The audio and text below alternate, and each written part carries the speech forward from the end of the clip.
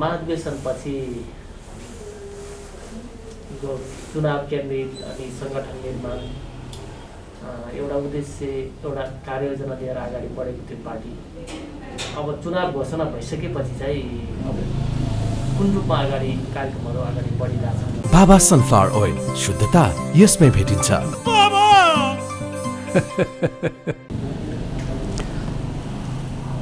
पहिलो कुरा त अब हामी खास गरी नेकपा निर्माण र नेकपाभित्रको अन्तरसङ्घर्ष पछाडि नेपालको वामपन्थी आन्दोलनभित्र जे चुनौती उत्पन्न भएको थियो,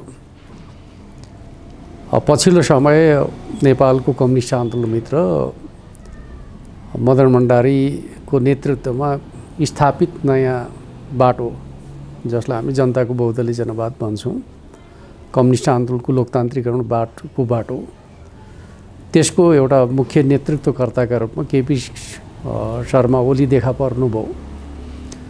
र उहाँ एक प्रकारले भन्दाखेरि हाम्रो पार्टी जीवनको लोकतान्त्रिकरणको प्रक्रियाबाट नेतृत्वमा स्थापित भइसकेपछि त्यसलाई सङ्गठन प्रणालीमा बदल्न सकिएको थिएन।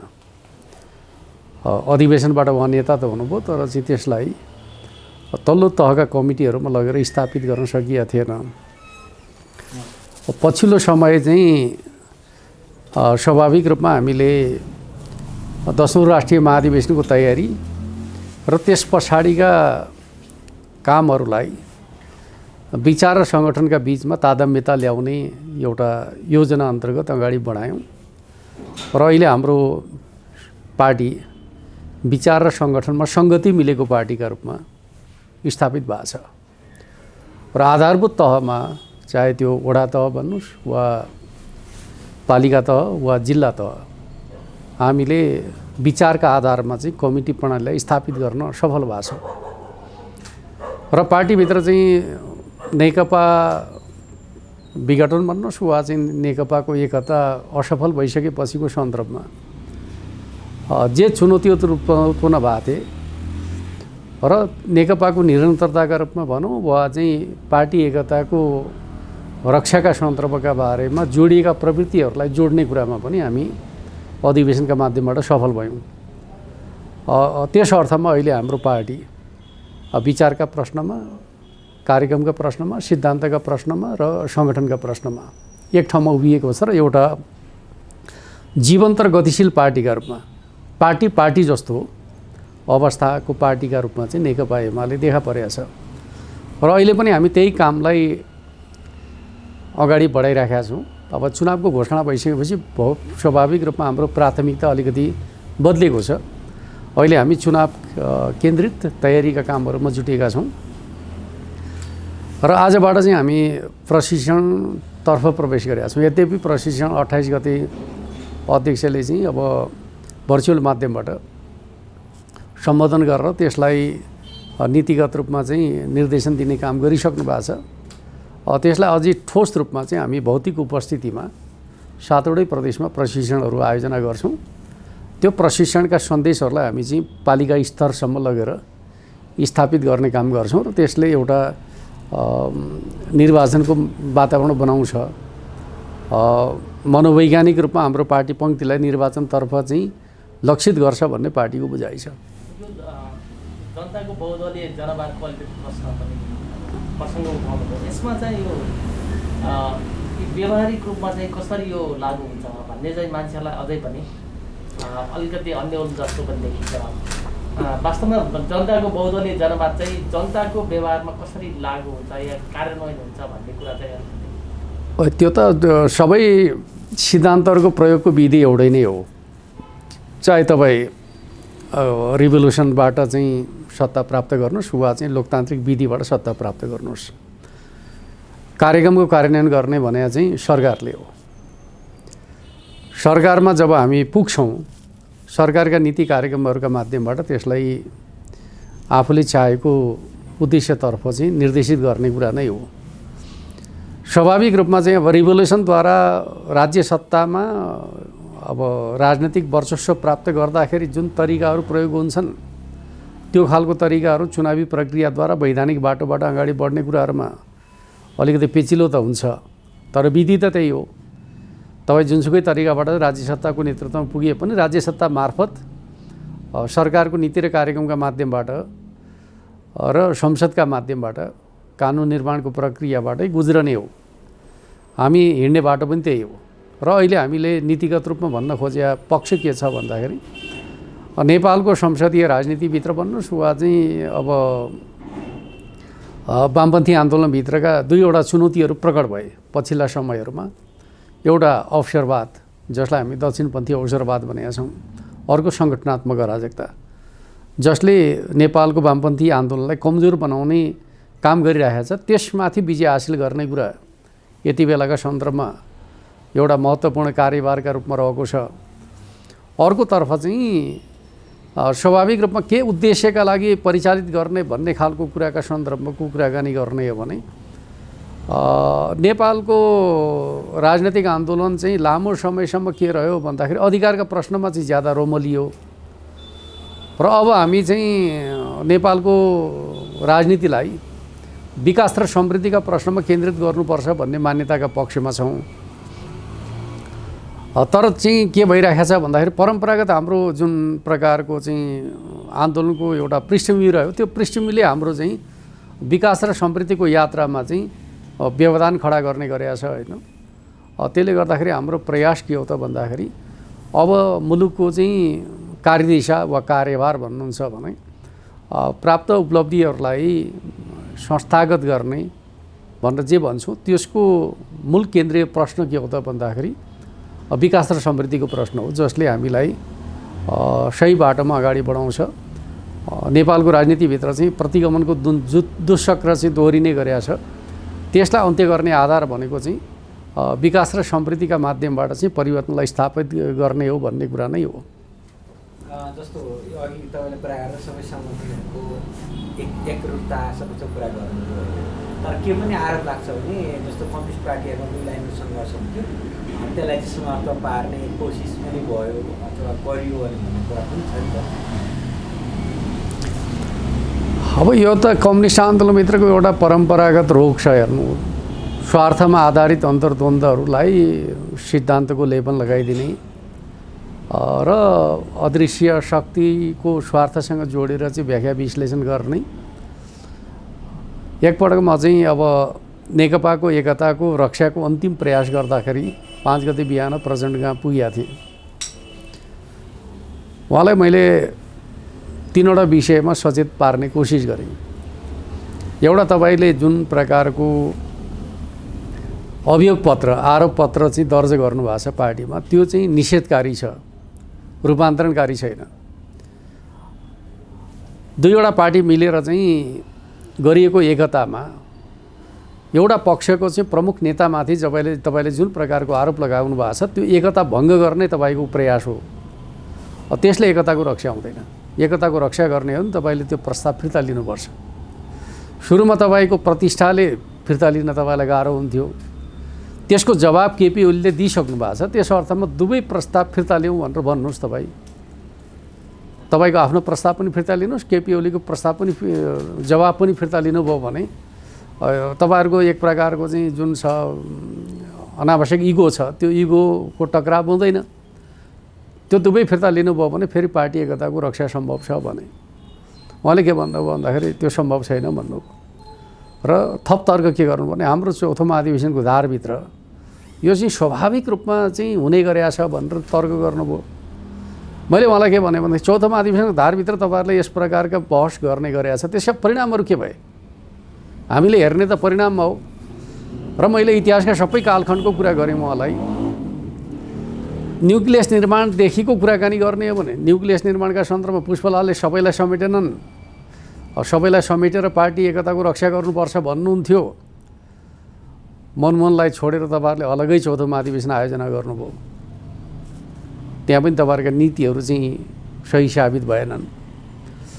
पछि चौथो महाधिवेशन गठन गरिसकेपछि त्यसको मुख्य नेतृत्वकर्ता निर्मल लामाप्रति तपाईँहरूले के भन्नुभयो भन्दाखेरि दक्षिणपन्थीताको आरोप लगाउनु भयो र त्यही कारणले पार्टी डिभिजन भयो र तपाईँहरूले मशाल बनाउनु भयो।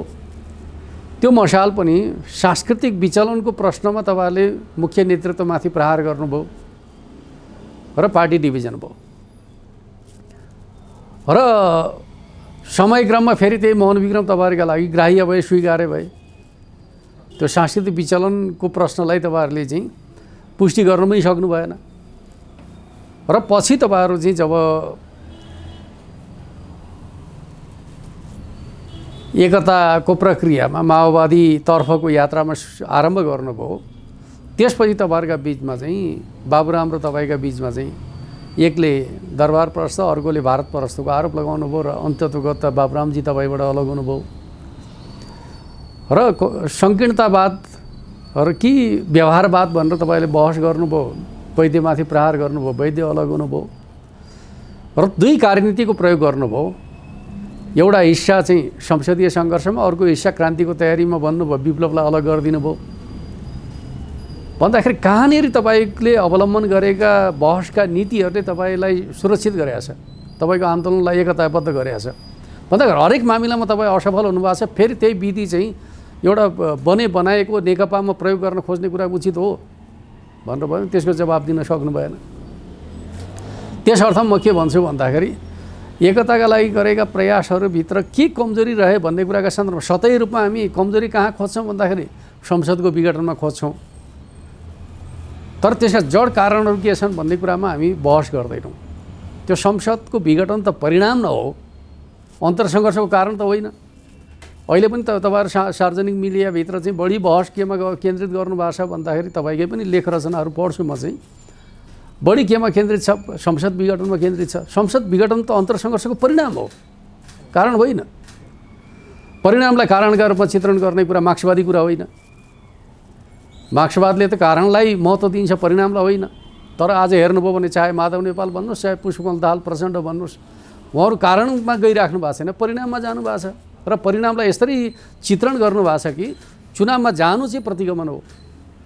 यो खालको जुन प्रकारको मिथक खडा गर्न कोसिस गरिरहेको छ त्यो मिथक उचित हो र मार्क्सवादले त्यसलाई सङ्गतिपूर्ण मान्छ।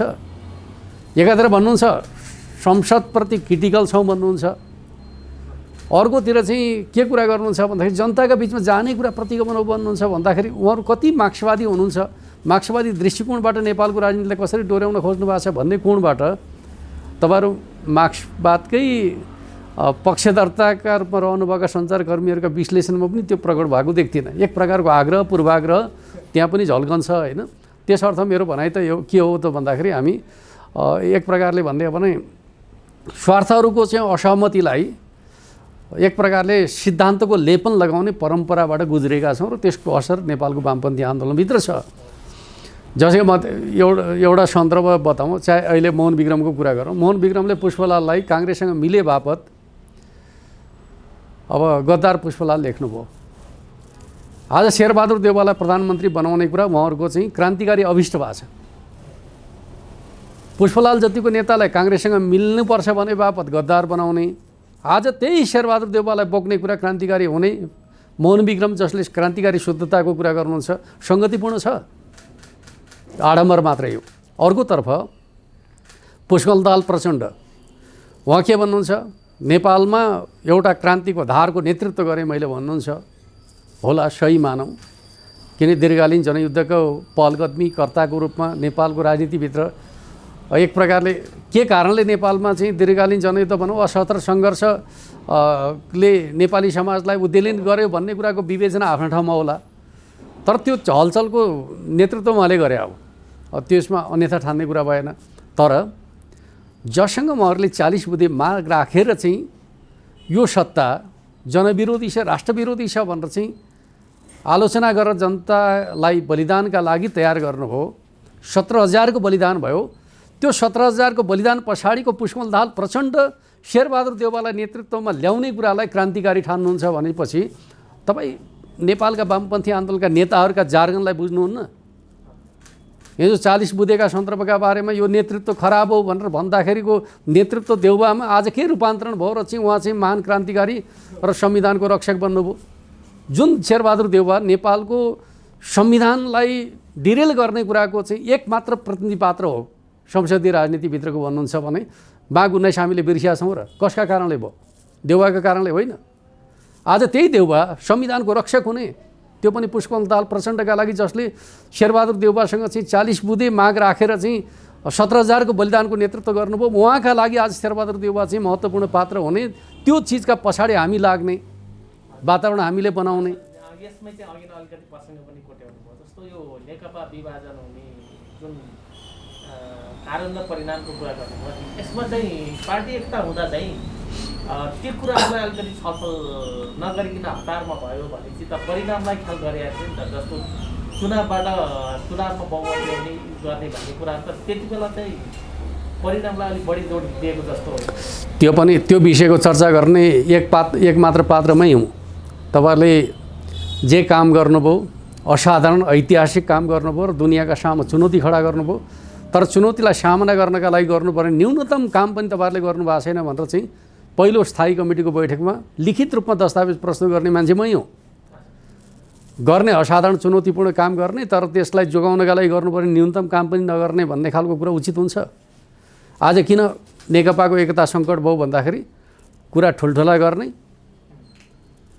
त्यसले उत्पन्न गरेको चुनौतीको सामना गर्नका लागि चाहिँ गर्नुपर्ने न्यूनतम तयारीको काम नगर्ने। तपाईँहरूले सुने होइन पुष्पकमल दाहाल प्रचण्डको कम्तीमा 50 वर्ष काङ्ग्रेस प्रतिपक्षमा बसेर हेर्नुपर्छ कम्युनिस्टले कसरी सरकार चलाउँछन् भने होइन।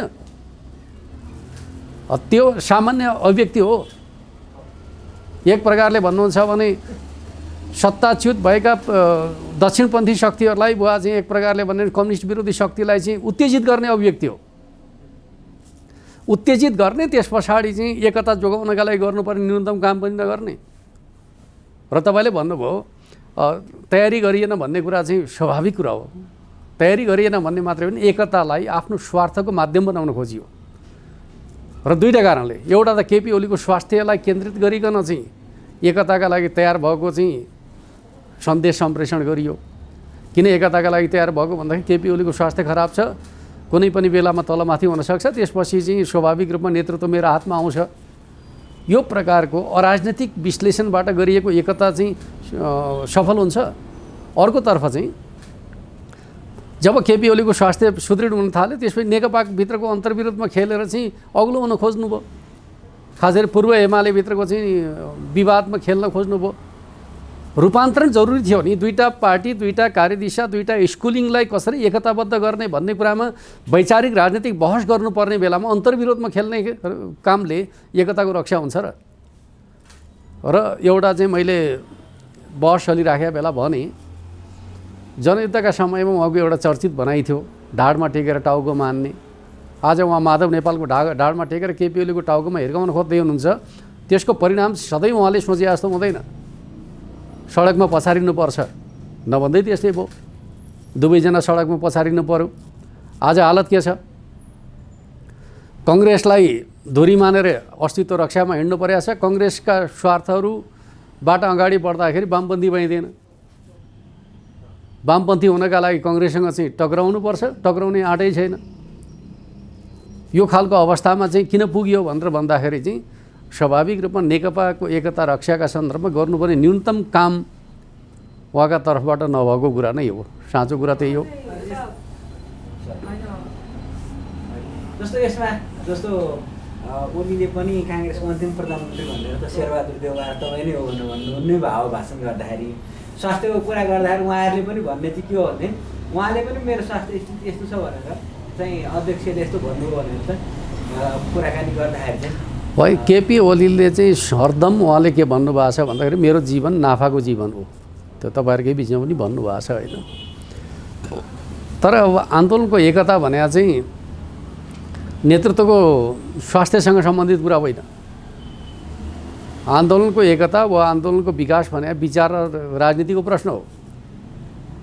विचार र राजनीतिका प्रश्नमा चाहिँ पुष्पकमल दाहाल प्रचण्डले ध्यान दिए भए के हुन्थ्यो?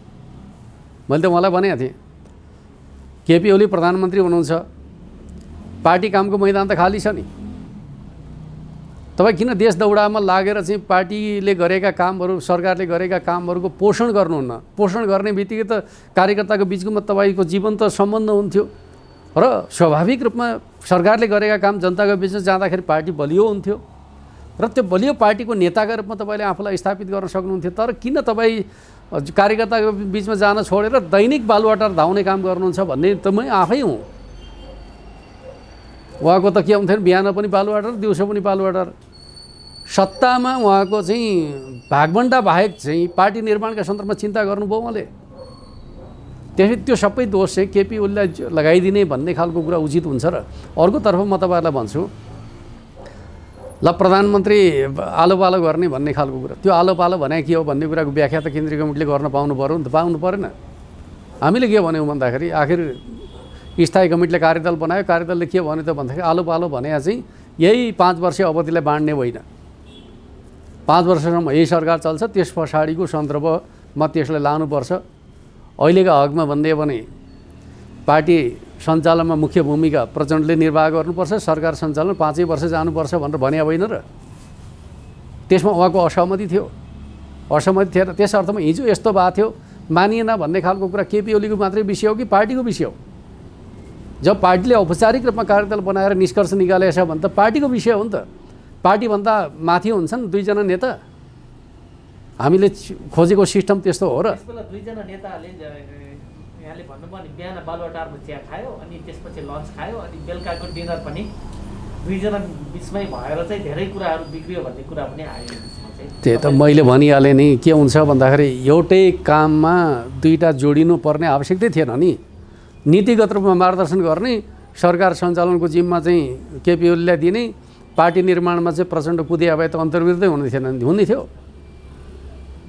जे काम गर्नुपर्ने हो त्यो काम चाहिँ नगर्ने, त्यसपछि गर्नु नपर्ने काम गरेको सन्दर्भका बारेमा उत्पन्न भएका समस्याहरूका बारेमा त्यसपछि लगेर कहाँ थ्योराइज गर्ने भन्दाखेरि चुनाव गर्न खोज्यो, त्यस अर्थमा प्रतिगमन भयो। तर त्यही सहमति जुन मङ्सिर 4 गते अब सचिवालयमा भएको त्यो सहमति कार्यान्वयनमा चाहिँ बाधक केपी ओली बन्नुभयो भन्ने आरोप त अपपक्षको छँदैछ। बाधक साधक केही पनि होइन। एउटा कुनै नेताले बोलेको अभिव्यक्तिलाई आधार बनाएर अपव्याख्या गर्ने हो भने जे पनि गरे हुन्छ। उहाँले चाहिँ बारम्बार भन्ने गरे के छ भन्दाखेरि मैले त स्वीकार गरेका थिएँ, कान्तिपुरमा गएर पहिलो अध्यक्ष त मै हुँ भनेर केपीले भनिसकेपछि त उहाँले मान्नु भएन भन्नुहुन्छ। पार्टीले मलाई चाहिँ पार्टी निर्माणको काममा जानबाट निर्णय गरेर रोकेको थियो र।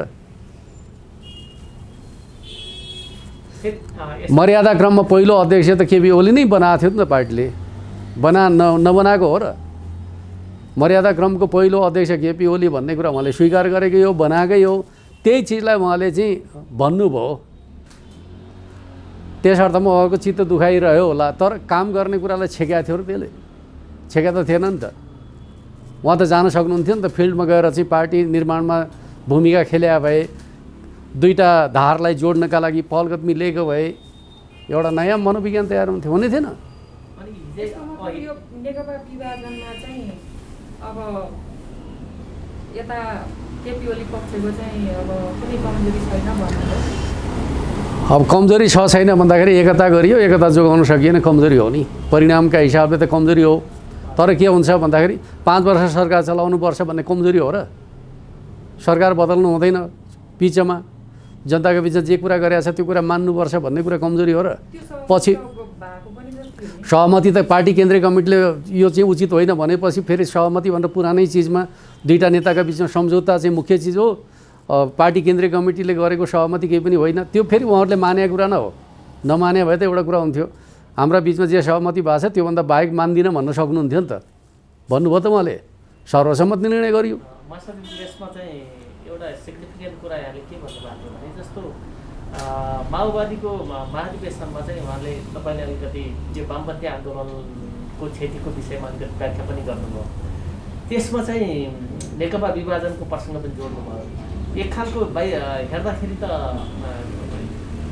बाहिरबाट हेर्दा त ठुलै क्षति भएको जस्तो छ नि। अहिले जस्तो प्रचण्ड बालुवाटार ढोकामा जानुपर्ने अवस्थामा माधव नेपाल चाहिँ एमालेको खण्डन गर्दै हिँड्नुपर्ने अवस्था भयो। अब गैर राजनीतिक कुरा पनि गर्नै पर्ने अवस्था हो। यसलाई चाहिँ तपाईँको यो एउटा वामपन्थी विश्लेषण, एउटा वामपन्थी आगामी भविष्य र विगतको समीक्षाको हिसाबले कसरी हेर्नु? क्षति भयो भन्नुको अर्थ के हो भन्दाखेरि गएको जनादेश खण्डित भयो। जनतामा जे भनेका थियौँ त्यो पुरा गर्न सकेनौँ। आन्दोलनका हिसाबले भन्नुहुन्छ भने त्यो चाहिँ क्षति नै हो। त्यही भएर हामी के भन्छौँ भन्दाखेरि जनतामा जे भन्यो त्यो कुरा गर्न सकिएन भने फेरि जनतामा नयाँ म्यान्डेट प्राप्त गर्नुपर्छ भन्ने एउटा लोकतान्त्रिक मान्यता हाम्रो आदर्श अन्तर्गत हामीले नयाँ चुनावको कुरा गऱ्यौँ र अहिले पनि हामी त्यही भन्दैछौँ। किनकि हामीले जनताका बिचमा जे म्यान्डेट प्राप्त गरेका थियौँ हामीले जोगाउन सकेनौँ। अब पुरानो जनादेशलाई खण्डित गरिएको चाहिँ संसदीय जनादेश काम लाग्दैन। अहिले पनि हाम्रो भनाइ त्यही हो। किन भोट माग्दाखेरि एउटा कुरा गर्ने, काङ्ग्रेसका विरुद्ध लडेर चाहिँ बहुमत प्राप्त गर्ने, काङ्ग्रेसलाई प्रधानमन्त्री बनाउने भन्ने कुरा चाहिँ जनमतको खिलाफ हो। त्यस अर्थमा यो जनमतको खिलाफको जुन खण्डित जनादेश छ यो खण्डित जनादेश छिटो चाहिँ जनताका बिचमा गएर रेक्टिफाई गर्नुपर्छ। हो त्यो जनादेश नयाँ जनादेशमा प्रचण्ड पक्ष ठिक थियो कि केपी ओली पक्ष ठिक थियो भन्ने अब जनता र कार्यकर्ताले मूल्याङ्कन गर्नुपर्छ। बहसमा गइसकेपछि कुनै विषय बहसमा गइसकेपछि बहसलाई जनतामा नलगिकन त्यसपछि मेरो पक्ष ठिक छ भनेर चाहिँ फुइँ लगाउन पाइँदैन। अहिले के भइरहेको छ, जनतामा जान तयार छैन बहस गर्नेहरू र भन्छ के भन्दाखेरि हामी चाहिँ ठिक छौँ भनेर भन्छ। को ठिक भन्ने कुराको जजमेन्ट कसले गर्ने? पहिलो जजमेन्ट कार्यकर्ताले गर्छन्, दोस्रो जजमेन्ट जनताले गर्छन्। महाधिवेशनमा जान नमान्ने हामीले त त्यति बेला पनि भने हो, बहसका बेला पनि भने हो छिटो महाधिवेशन गरौँ नि त। पहिलोपटक त हामीले मङ्सिरमै महाधिवेशन गरौँ भनेर प्रस्ताव गऱ्यौँ, तयारी गर्न भ्याइँदैन भन्नुभयो। त्यसपछि चैतमा गरौँ भनौँ, निर्णय भयो चैतमा गर्ने गरी। त्यस पछाडि चैतबाट पनि भाग्नुभयो, सकिँदैन भन्नुभयो, कार्यकर्तामा पनि जान नमान्ने। त्यस पछाडि जनतामा जाने कुरालाई प्रतिगमन मान्ने र एउटा कुरा गरेर चाहिँ सांसद भने अर्को म त के भन्छु जनादेशको बिक्री गर्ने काम गर्नुभयो माधव कुमार नेपाल र पुष्पकमल दाहाल प्रचण्डले। जनतासँग जाँदाखेरि जे कुरा भनेर ल्याउनु भयो जनादेश त्यो लगेर चाहिँ अर्को उद्देश्यका लागि प्रयोग गर्न मिल्छ? त्यो त एक प्रकारले भन्नुहुन्छ लोकतन्त्र विरोधी जनघाती काम हो, जनादेश विरोधी काम हो। तर त्यसलाई पनि हामी स्वाभाविक मानिराखेका छौँ नेपालको संसदीय प्रणालीमा। यसले संसदीय प्रणालीलाई कमजोर पार्छ र लोकतन्त्रलाई कमजोर पार्छ भन्ने पक्षलाई बुझ्नुपर्छ। जस्तो अब चाहिँ हिजै मात्र प्रचण्डले केही सञ्चार माध्यमलाई भन्नु, मैले चाहिँ आफ्नो ढोका बन्द गरेको छैन, आवश्यक पऱ्यो भने फेरि म मालपोत जान्छु, केपी ओलीसँग कुरा गर्छु, अस्ति एमसिसीको विषयमा कुरा गर्नुभयो भने चाहिँ त दुईवटा नेता बिचको ढोका त खुल्लै रहेछ भन्ने बुझ्नु पर्यो। म के भन्छु भन्दाखेरि संवाद हामीले रोक्या होइन। जति बेला पार्टी अलग अलग भयो त्यति बेला पनि केपी ओलीले पुष्पकमल दाहाल प्रचण्डलाई फोन गरे हो र के भने हो त भन्दाखेरि अदालतले 15 दिनको समय दिएको छ, हामी नयाँ सिराबाट जाने कि अदालतको निर्देशन अन्तर्गत फेरि पार्टी एकताको बाटोमा जाने भन्ने कुराको छलफल गर्न सक्छौँ, आउनु छलफल गरौँ। तर उहाँले आउटराइट रिजेक्ट गर्नुभयो। उहाँको प्रतिक्रियाहरू चाहिँ तपाईँहरूले छाप्नु पनि भयो। अर्थात् संवादको कुराकानी गर्दाखेरि किनकि अन्तरसङ्घर्ष हुने बित्तिकै संवादबाट अलग हुनुपर्छ भन्ने मान्यता चाहिँ उचित होइन। अहिले पनि सत्तासँग हाम्रा असहमति छन् तर पनि संवाद गर्नुपर्छ भन्ने कुरा नै हो। तर हाम्रा केही प्रिन्सिपल स्ट्यान्डहरूसँग सत्ता पक्ष असहमत भएका कारणले हामी सर्तले बैठकमा नगएको हो। अहिले पनि हामी जाँदैनौँ किनकि माधव नेपाललाई जसरी पार्टीका रूपमा खडा गरियो त्यो एक प्रकारले पनि अनैतिक, अनुचित, गैरकानुनी काम थियो भन्ने हाम्रो भनाइ हो र त्यो भनाइप्रति हामी चाहिँ अहिले पनि दृढ छौँ। यदि माधव कुमार नेपाल भनेको नेपालको राजनीतिका एकजना चाहिँ नेता हुनुहुन्छ, हाम्रै आन्दोलनभित्र 15 वर्ष मुख्य नेतृत्वकर्ता हो भन्ने कुरा हामीले नबुझ्या हो र। तर उहाँ जे बाटो हिँड्नुभयो त्यो बाटो लोकतन्त्रका पक्षमा छैन, पार्टीका पक्षमा छैन, राष्ट्रका पक्षमा छैन भन्ने बुझेरै त्यो गलत बाटोलाई जबसम्म हामीले दण्डित गर्दैनौँ अर्को कुनै पार्टी पनि त्यही प्रवृत्तिको शिकार हुन्छ, हुँदैन। नेपालमा बलिया राजनीतिक शक्ति चाहिएको छ, षड्यन्त्रद्वारा विभाजन गर्ने सिद्धान्तलाई स्थापित गर्ने पनि लोकतन्त्र बलियो हुन्छ। त्यो माधव नेपाल प्रतिको चाहिँ विषय मात्रै होइन, लोकतन्त्रको रक्षाको विषय हो नि। म तपाईँलाई भन्छु 40% रहेका ठाउँमा उहाँ गर्न केपी ओलीले खोज्नुभयो किनकि संसदीय प्रजातन्त्रको अभ्यास के हो त भन्दाखेरि संसदभित्रको सङ्ख्यालाई आधार बनाइन्छ, पार्टीलाई होइन। त्यो दुनियाँको अभ्यासको कुरा हो। तर हामी कहाँ के गरियो, संसद र पार्टीको 40% भनेर राखियो। उहाँलाई के लाग्यो भन्दाखेरि संसदीय लोकतन्त्रभित्र चेक एन्ड ब्यालेन्सका लागि चाहिँ एउटा चाहिँ विचारलाई निषेध गर्ने कुरा उचित हुँदैन भन्ने अर्थमा उहाँले चाहिँ त्यो बनाइयो कि अस्थिरता सिर्जना गर्न खोजियो भनेर यति प्रहार भयो। प्रहार गर्ने काङ्ग्रेस पनि थियो, प्रहार गर्ने प्रचण्ड पनि हो, प्रहार गर्ने माधव नेपाल पनि हो। आज फर्केर हेर्नु त त्यो 40% को वाका ठाउँमा आज उहाँहरू चाहिँ 20% मा झरेर वा बनाएर एमाले पार्टीलाई चाहिँ कृत्रिम रूपमा विभाजन गरिकन र हप्ता दिन नपुग्दै त्यो आफूले जारी गरेको अध्यादेश फिर्ता गरेर गरिएको अनैतिक कामको जति आलोचना गर्नुपर्ने भयो र नेपालको लोकतान्त्रिक इतिहासमा यति अपराधपूर्ण काम, सिस्टमलाई भत्काउने खालको काम शेरबहादुर देउवाको नेतृत्वमा भएको चिजमा उहाँहरू त दङदास हुनुहुन्छ नि त। तर जनताले त जजमेन्ट गरेका छैन। आज उहाँहरू चुनावबाट किन भाग्न खोज्दै हुनुहुन्छ?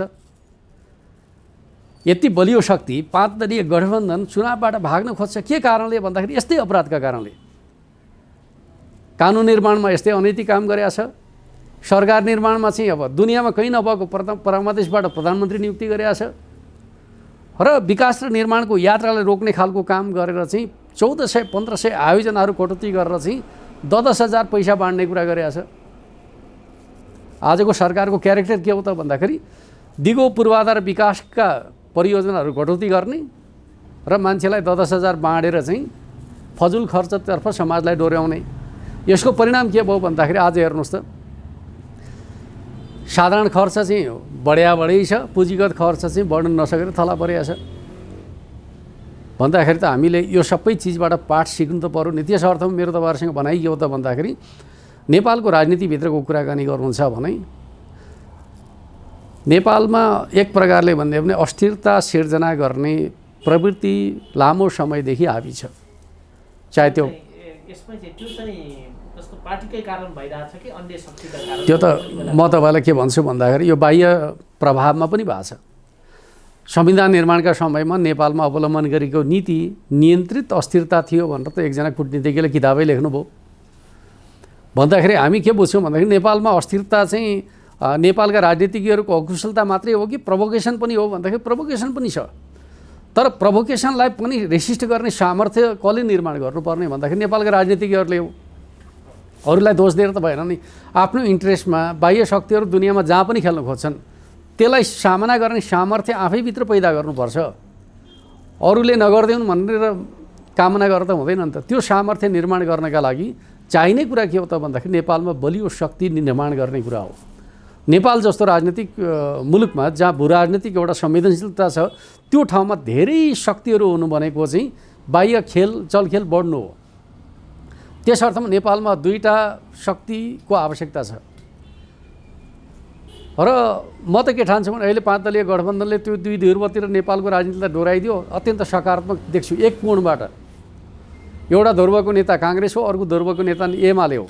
अब यी दुई प्रवृत्तिहरू चाहिँ नेपालको राजनीतिभित्र चाहिँ स्थापित भएर गयो भने एक समय कोही सत्तामा होला, कोही प्रतिपक्षमा होला र अरू बाँकी चाहिँ एक प्रकारले भन्नुहुन्छ भने तिनीहरूका चाहिँ सहयोगी हुन्।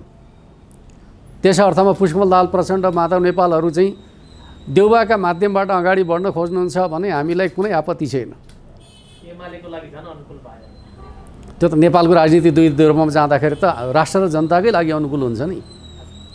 यसमा चाहिँ अब यो वामपन्थी शक्तिको कुराहरू गर्दाखेरि चाहिँ जस्तो हिजै प्रचण्डको अभिव्यक्ति ढोका खुल्लासम्म वार्ता गर्न तयार छन् र ढोका चाहिँ केजरीवालले बन्द गर्नुभयो भनेर अलिकति गुनासो पनि गर्नुभयो। यसको मतलब चाहिँ अब यो एमसिसीको कारण चाहिँ सत्ता गठबन्धनमा केही सङ्कटहरू पनि देखिनेछ कि यसले गर्दाखेरि फेरि पार्टी नै एकता नभए पनि चुनावमा कुनै कार्यगत एकता हुने वामपन्थीहरू खास गरी माओवादीसित के हुन्छ भन्दाखेरि विगतमा हामीले जुन प्रकारको चुनावी तालमेल गरेका थियौँ एउटै घोषणापत्रबाट त्यो सम्भावना छ कि छैन भन्दाखेरि छैन। किनकि हामी यति ठुलो चाहिँ नीतिगत तहमा मतभेद पैदा भयो भने त अलग भएका शक्तिहरूका बिचमा त्यो विषय निरूपण नभइकन फेरि एकता भन्ने कुरा सम्भव छैन। त्यो त जनताले पनि मजाको विषय ठान्छ नि त। या त पुष्पकमल दाहाल प्रचण्ड र माधव कुमार नेपालले के भन्नु पर्यो भने विगतमा हामीले उठाएका मुद्दाहरू चाहिँ गलत रहेछन्, हामीले महसुस गऱ्यौँ, अब चाहिँ त्यस्तो गर्ने छैनौँ भनेर प्रायश्चित गरेर देखिनु पर्यो। या चाहिँ उहाँहरूले त केपी ओली को नेतृत्वमाथि र केपी ओलीको नेतृत्वमा रहेको पार्टीमाथि जे आरोप लगाउनु भएको छ त्यो आरोप चाहिँ बाँकी राखेर एकता हुन्छ र त्यसर्थमा हामी माथि लगाएको आरोप गलत कुरा हो, हामीले गर्न खोजेको कुरा ठिक हो भन्ने कुरा त हामी एकपटक उहाँहरू बेगर जनतामा जान चाहन्छौँ। तब नै नेपालको राजनीति शुद्धिकरण हुन्छ। मन परेया बेला एमालेतिर, मन नपरेया बेला काङ्ग्रेसतिर गएर चाहिँ पेन्डुलम हुने, काङ्ग्रेससँग स्वार्थ पुरा भएन भनेर फेरि एमाले खोजी गर्ने कुरा चाहिँ स्वीकार्य हुनसक्छ र?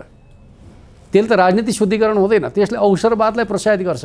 त्यसर्थमा राजनीतिलाई सही बाटोमा हिँडाउने हो भने अवसरवाद पराजित हुनु जरुरी छ। प्रचण्डको अभिव्यक्तिमा अवसरवाद प्रकट हुन्छ, यो नबिर्सौँ। अब उहाँले चाहिँ हिजो महाधिवेशनको दस्तावेजमा चाहिँ केपी ओलीलाई वामपन्थी मानेकै छैन, तर हिजो तपाईँहरूको कसको अन्तर्वार्ता पढ्दै थिएँ, पुष्पकमल दाहाल प्रचण्डको अन्तर्वार्ता सुन्दै थिएँ। अब उहाँले त हामीलाई वामपन्थी मान्नु भएको छैन, त्यस अर्थमा चाहिँ ढोका उहाँहरूले बन्द गरेका छ, हामीले त वामपन्थी मानेकै छौँ, वामपन्थीहरूका बिचमा एकता जरुरी छ भन्दै हुनुहुन्थ्यो। दस्तावेजमा एउटा कुरा लेख्ने, त्यही जनताको बिचमा चाहिँ काङ्ग्रेसले चाहिँ अब अप्ठ्यारो पार्यो भनेपछि अर्को कुरा गर्न मिल्छ? अब जस्तै एमाले चाहिँ माओवादी र एकीकृत समाजवादीलाई चाहिँ वामपन्थी शक्तिको रूपमा पनि अझै अब चाहिँ पार्टी विभाजन पनि स्वीकार नगरेको जस्तो देखियो। त्यसो होइन, पार्टीका रूपमा हामीले माओवादी पार्टीलाई मानेकै छौँ। पार्टीगत रूपमा मान्यता नदिएको चाहिँ माधव नेपाल पक्षलाई मात्रै हो, किनकि त्यसको निर्माण प्रक्रिया नै गैर कानुनी, गैर संवैधानिक छ भन्ने हाम्रो मान्यता छ र त्यो मान्यताका सन्दर्भमा हामीले चाहिँ त्यो पक्षका विरुद्धमा अदालतमा मुद्दा पनि राखेका छौँ। त्यस अर्थमा त्यो त हाम्रो घोषित कुरा हो नि, त्यसमा कुनै अस्पष्टता न्यूनताको विषय छैन। तर पार्टीगत हिसाबले भन्नुहुन्छ भने नेकपा माओवादी केन्द्रप्रति हाम्रो असहमतिका बावजुद पनि हामीले पार्टीका रूपमा त रिकगनाइज गर्दै आएका छौँ। हिजो फरक राजनीतिक कार्यदिशा हुँदाखेरि पनि हामीले संवाद गरेकै हो। र म तपाईँलाई के भन्छु भने पछिल्लो समयको कुराकानी गर्नुहुन्छ भने नेकपा माओवादी केन्द्रको महाधिवेशनमा उहाँहरूले गरेको प्रतिनिधित्व हाम्रो अधिवेशनमा पठाएको प्रतिनिधिको तुलनामा हामीले त हाई लेभल प्रतिनिधि पठाएरै गरेका छौँ त। त्यस अर्थमा चाहिँ हामीले उनीहरूलाई रिकगनाइज नगरे भन्ने त होइन, तर गलत नीति नै हो, जसको विरोध आलोचना भण्डाफोर त हुन्छ नै। विरोध भण्डाफोर हुनुको अर्थ चाहिँ उनीहरूको अस्तित्वलाई स्वीकार नगरे भन्ने होइन। एकैछिन यसमै चाहिँ वामपन्थीको कुरा हामीले यति धेरै कुरा गऱ्यौँ। अब चाहिँ जस्तो पहिले वामपन्थी एकता हुन चाहिँ कुनै त्यस्तो सूत्र देख्नुहुन्छ या त्यस्तो आधार देख्नुहुन्छ या कसरी हुन सक्छ? अहिले त हामी के भन्दैछौँ भन्दाखेरि नेतृत्व तहको एकता एउटा कालखण्डसम्मका लागि गुज्रिसक्यो, त्यो तत्काल सम्भव छैन। कि नेतृत्वले चाहिँ एकताको पहलकदमी लिएर जसरी त्यसलाई असफल बनायो त्यसैसँग फेरि एकता भन्ने कुरा जनताले पत्याउन पनि पत्याउँदैन र त्यो कुरा उचित पनि हुँदैन। जबसम्म रियलाइजेसन हुँदैन तबसम्म फेरि नेताको टाउको जोड्ने कुरा उचित छ कि छैन भन्दाखेरि छैन। तर आन्दोलनको ध्रुवीकरण चाहिँ जरुरी छ भन्ने अर्थमा त हामीले पहल गरेकै छौँ। हामी के भन्छौँ भने माओवादीभित्रका इमान्दार मान्छेहरूलाई पनि वामपन्थी कार्यकर्ताकै रूपमा स्वागत गर्छौँ। उनीहरूको इतिहासलाई हामी चाहिँ गौरवपूर्ण इतिहासकै रूपमा ग्रहण गर्छौँ, त्यो हामी विभेद गर्दैनौँ। अहिले पनि भनेका छौँ हिजोको माओवादी आन्दोलनमा रहेका कार्यकर्ताहरूको बलिदान, उनीहरूको भावनाको हामी उच्च सम्मान गर्छौँ। कमजोरी नेतृत्वको हो, कार्यकर्ताको भावनाको होइन। त्यसलाई त हामीले वेलकम गरिरहेकै छौँ। अहिले पनि हामीले चाहिँ आन्दोलनको ध्रुवीकरणको कुरा गरिरहेका छौँ, चाहे त्यो नेकपा मसाल होस्, चाहे माओवादी केन्द्र होस्, चाहे माधव नेपालसँग गएकै मान्छेहरूसँग पनि हाम्रो चाहिँ त्यति घृणा छैन जति माधव नेपालसँग छ। किनकि एउटा लामो आन्दोलनमा रहेका नेताहरूको प्रभावमा परेर मान्छेले चाहिँ बाटो बिराएको हुनसक्छ, उसले महसुस गर्यो भने फर्किन पाउँछ। त्यस अर्थमा हाम्रो भनाइ के हो भन्दै आन्दोलनको ध्रुवीकरणका प्रश्नमा हामी उदार छौँ, अभियानै चलाछौँ। तर नेतृत्वको बिचको फेरि एकता भन्ने खालको कुरा अहिलेका लागि असान्दर्भिक छ।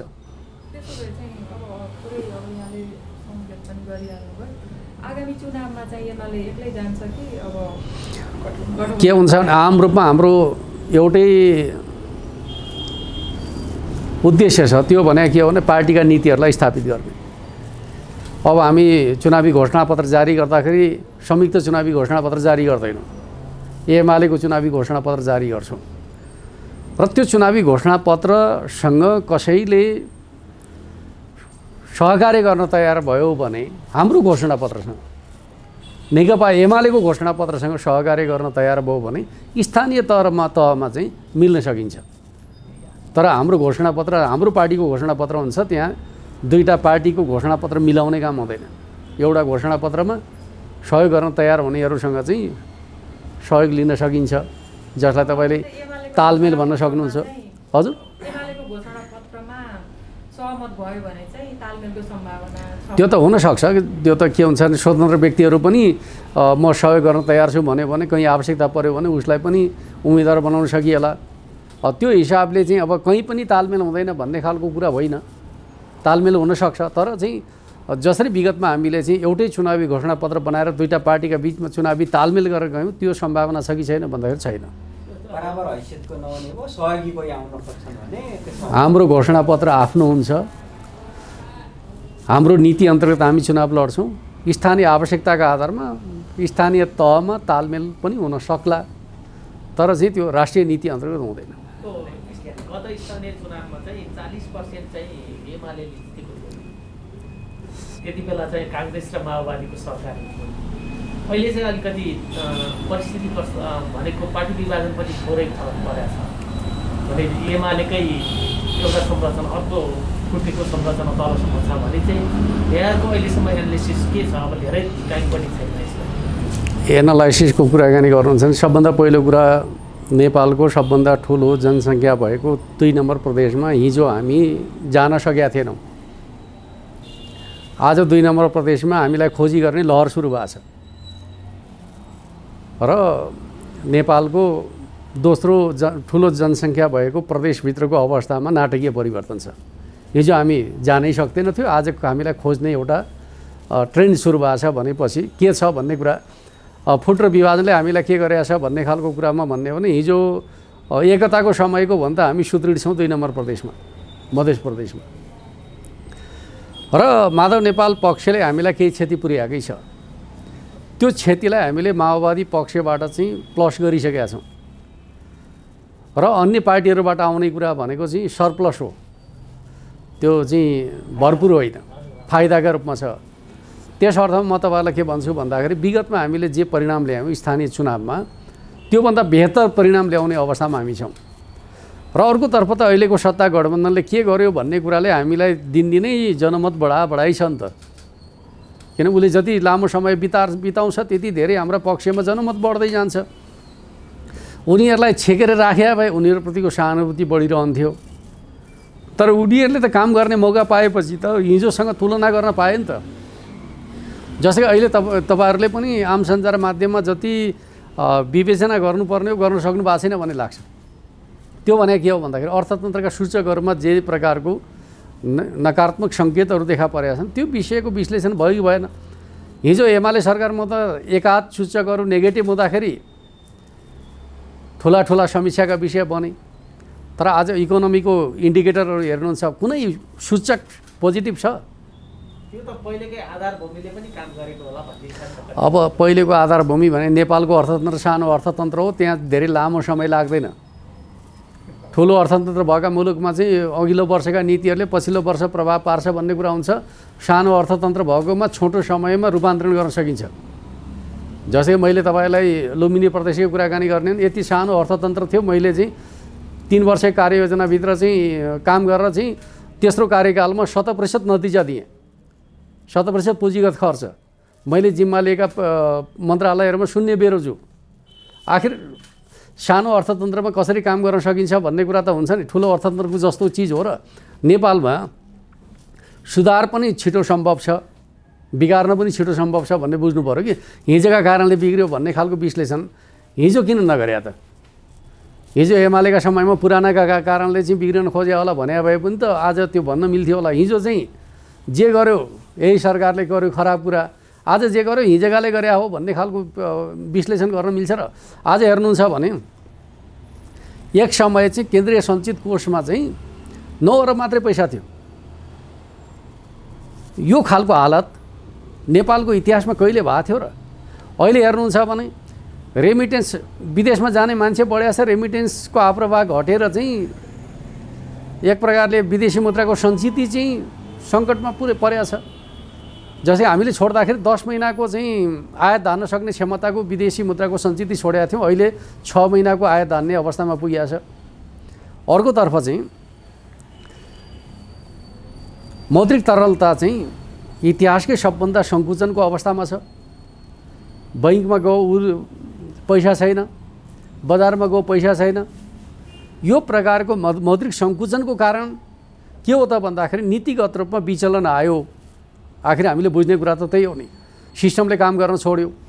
र कस्तो छ भनेर भन्दाखेरि रेमिटेन्स चाहिँ बढ्नुपर्ने बेलामा घट्या छ भन्नुको अर्थ चाहिँ अदृश्य कारोबारहरू बढी, औपचारिक कारोबारहरू दुरुत्साहित भए भन्ने कुरा बुझ्नु पऱ्यो नि त।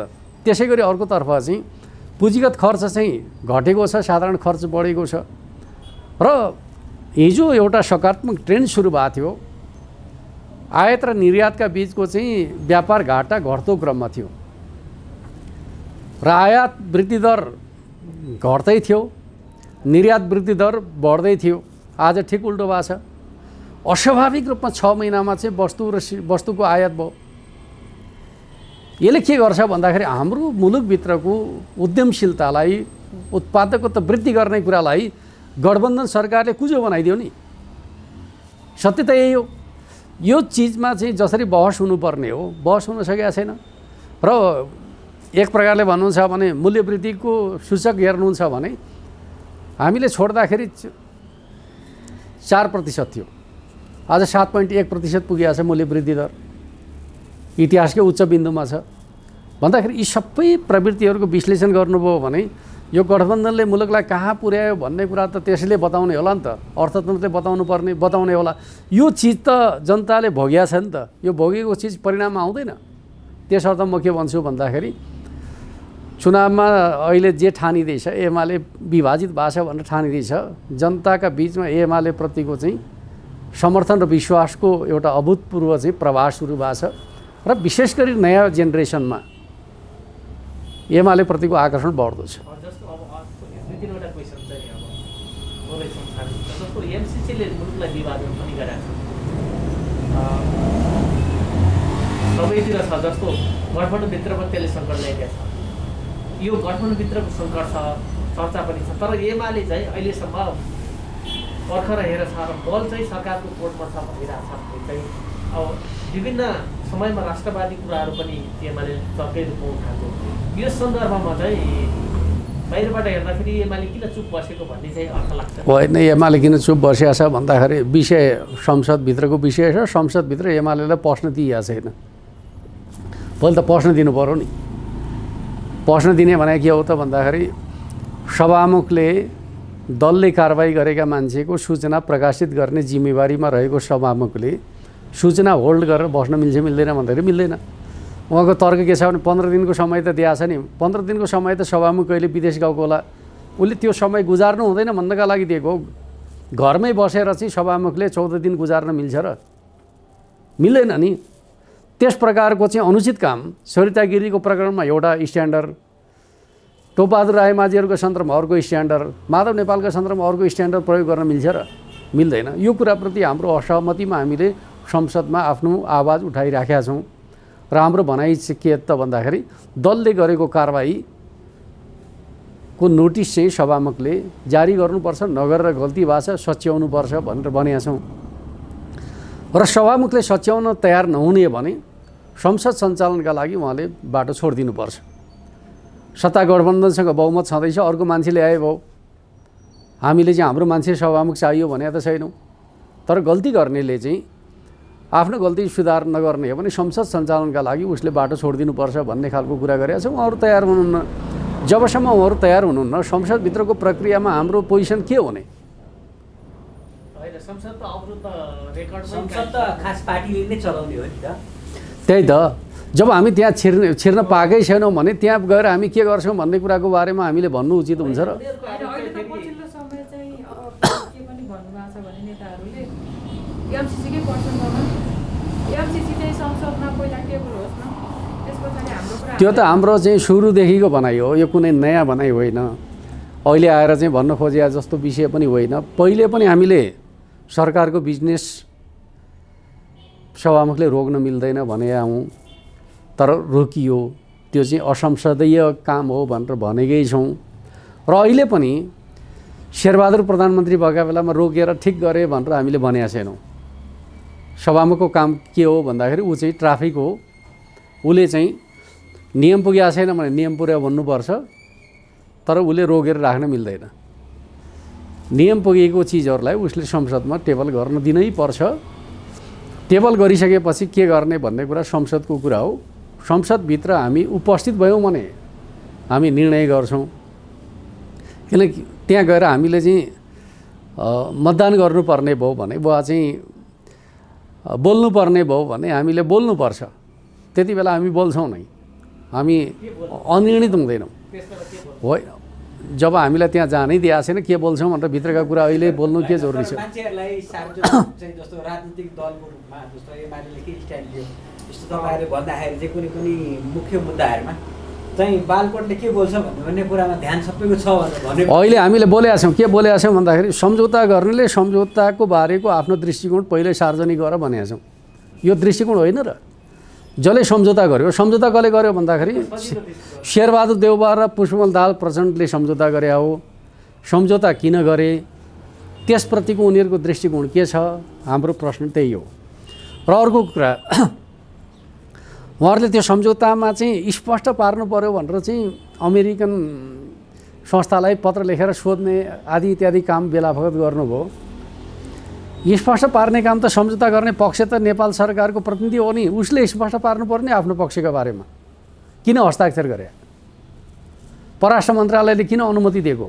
क्याबिनेटले किन अनुमति दिएको? स्पष्ट पार्ने जनतालाई उहाँहरूले होइन र। अब यहाँ के छ, एमसिसीले स्पष्ट पारिदिनु पर्यो भनेर नेपालमा बहस गरेर अनि यो बहस चाहिँ खास गरेर एमसिसी सम्झौता संसदबाट अनुमोदन गर्ने प्रक्रिया पछाडि नभएको हो। जे भए पनि म तपाईँलाई भन्छु, अनुमोदन नगर्दाखेरि चाहिँ सम्झौता ठिक हुने, अनुमोदन गर्दाखेरि बेठिक हुने तर्क हुन्छ र? सम्झौता ठिक बेठिक भन्ने कुरा त हस्ताक्षर गर्दाखेरि हुन्छ नि। संसदीय प्रक्रियामा लाने कुरा चाहिँ नगरे भए हुन्थ्यो भन्ने तर्क पनि सुन्छु। बेठिक कुरा हो भने त संसदीय प्रक्रियामा लगेर जनतालाई बताउनु पऱ्यो नि, परेन? ठिक हो भने ठिक गऱ्यौँ भन्नु पऱ्यो, बेठिक हो भने बेठिक गऱ्यौँ भन्नु पऱ्यो। कसले भन्नु पऱ्यो भन्दाखेरि सबभन्दा पहिले चाहिँ हस्ताक्षर गर्नेहरूले भन्नु पऱ्यो। हस्ताक्षर गर्नेले भनिसकेपछि त्यसपछि उनीहरूको प्रतिक्रिया ठिक छ कि बेठिक छ हामी जनतालाई बताउँछौँ। संसद अवरुद्ध भएका बेला म भन्छु, संसद अवरुद्ध भएका बेला संविधानले तोकेको समय सीमाभित्र प्रस्तुत गरिएको बजेट चाहिँ अरू कुनै दिन प्रस्तुत गर्न पाउँछ संविधानले भन्छ?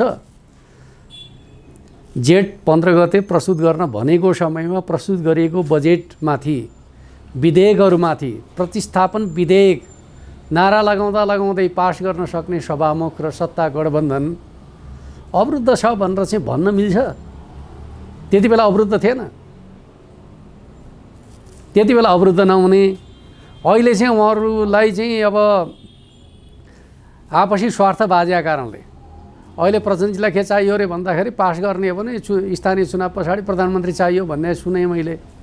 त्यो सौदाबाजीका लागि हामीले चाहिँ हिजो चाहिँ अब नारा जुलुसका बिचमा चाहिँ संसद खुला हुने, अहिले नारा जुलुसका बिचमा संसद बन्द भएर चाहिँ रोकिने हुन्छ? डबल स्ट्यान्डर्ड त गर्नु भएन नि। जे गर्ने हो सही ढङ्गले प्रस्तुत हुनु पऱ्यो, परेन? त्यस पछाडि उहाँहरूका प्रधानमन्त्रीका लेनदेन हुन् भने यो विषयसँग किन जोड्नु पऱ्यो? पहिले लेनदेनको कुरा भाषा भने त भने भइहाल्यो नि त।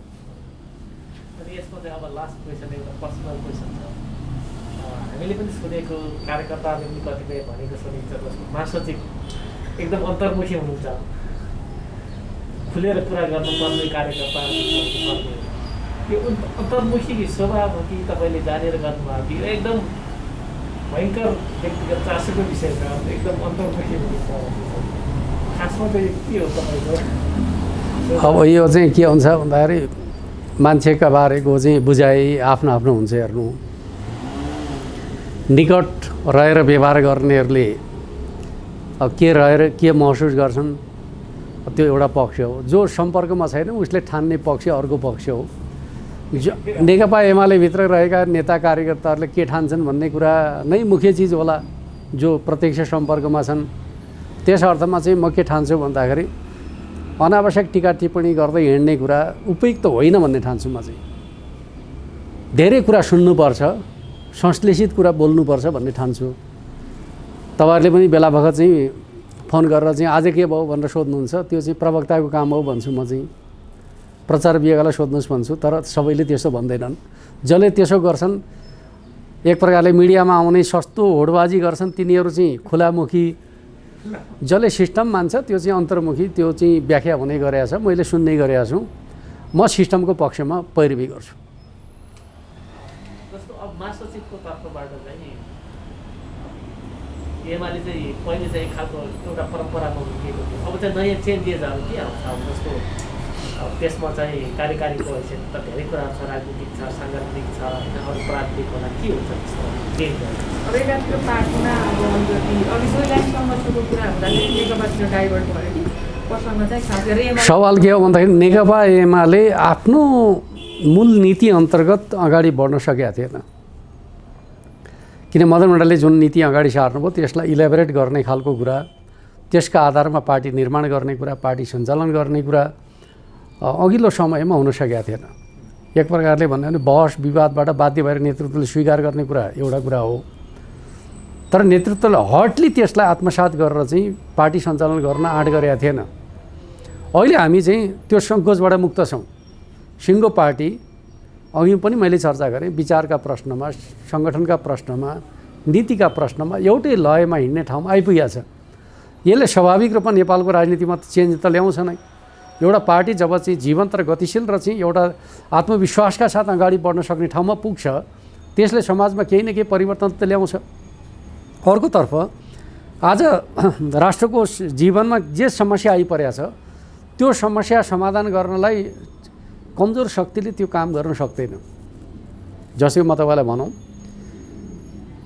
संसद पुनर्स्थापना पछाडि परमादेशबाट सरकार बनिसकेपछि नेपालको राजनीतिमा के भयो? संसद जस्तो छैन, सरकार जस्तो छैन, अदालत जस्तो छैन। एउटा राज्य भने यही 3वटा अङ्ग चाहिँ मुख्य मानिन्छन्। राज्यका 3 मुख्य अङ्गमाथि जनताको विश्वास टुटिया समय छ। यो चिजलाई पुनर्स्थापित गर्नका लागि कमजोर शक्तिले सक्दैन, बलियो शक्ति चाहिन्छ। त्यो बलियो शक्तिका रूपमा अब जनताले रोज्नुपर्छ। काङ्ग्रेसलाई बलियो बनाउने कि एमालेलाई बलियो बनाउने? काङ्ग्रेस पनि जनताले हेरेको छ, एमाले पनि जनताले हेरेको छ। कुन शक्ति बलियो हुँदाखेरि राष्ट्रिय स्वाधीनता र स्वाभिमानको पक्षमा, विकास र समृद्धिका पक्षमा र नेपाली समाजलाई सही दिशातर्फ रूपान्तरण गर्ने प्रश्नमा, परिवर्तनको प्रश्नमा कसले डोर्याउन सक्छ, त्यसका पक्षमा जनमा अभिमत प्रकट गर्ने कुरा यति बेला राष्ट्रको स्वार्थको विषय हो। र म के ठान्छु भन्दाखेरि त्यो कुरा जनताले एक प्रकारले मन बनाउँदैछन् भन्ने ठान्छु म चाहिँ। त्यो चाहिँ बलियो शक्ति एमाले हुनुपर्छ। बलियो शक्तिका रूपको नेतृत्वका रूपमा केपी ओली चाहिँ यो समयका लागि आवश्यक छ भन्ने कुराको रियलाइजेसन जनतामा छ भन्ने म ठान्छु। अब त्यो होइन, त्योभन्दा फरक चिज हो भन्ने कुरा पनि छ। गठबन्धन नै हो आजको सन्दर्भमा चाहिँ विकल्प, यसको विकल्पै छैन भन्ने कुरा पनि छ। यो चिज चाहिँ अब सकेसम्म छिटो चुनावमा जाउँ, जनताद्वारा निष्कर्षमा पुर्याउँ। त्यसले हजुर स्थानीय चुनाव त अब मिति घोषणा भइसकेपछि त अब गर्नुपर्छ। अब फेरि कानुनी र संवैधानिक हिसाबले पनि गर्नुपर्ने बाध्यता छ। तर सार्ने प्रयास त भयो नि, अपव्याख्या त भयो नि। के भयो भन्दाखेरि अब गाउँसभा नगरसभा गठन हुने समयलाई आधार बनाएर चाहिँ चुनावको मिति त्यही हो भनेर व्याख्या गर्ने कोसिस भएन। किनकि चुनाव पछाडि पनि गाउँसभा नगरसभा गठन गर्नका लागि प्रोसेसहरू छन् भन्ने कुरा संविधानले उल्लेख गरेको विषयलाई चुनावै 6 महिना पछाडि हो भनेर व्याख्या गर्ने काम त भयो। र यतिसम्म कि अहिले पनि चाहिँ एमसिसी बरु पास गरिदिन्छौँ, चुनाव सार्ने हो कि भनेर सौदाबाजी भइराखेको कुरा पनि सुनिन्छ। तर चाहिँ कानुनले अनुमति दिँदैन। प्रक्रिया अगाडि बढिसक्यो, चुनाव चाहिँ हुन्छ, गर्नुपर्छ, यसको विकल्प छैन। सार्ने प्रयत्न भयो भने हामी त्यसलाई डटेर सामना गर्छौँ र चुनाव समयमै गराउँछौँ।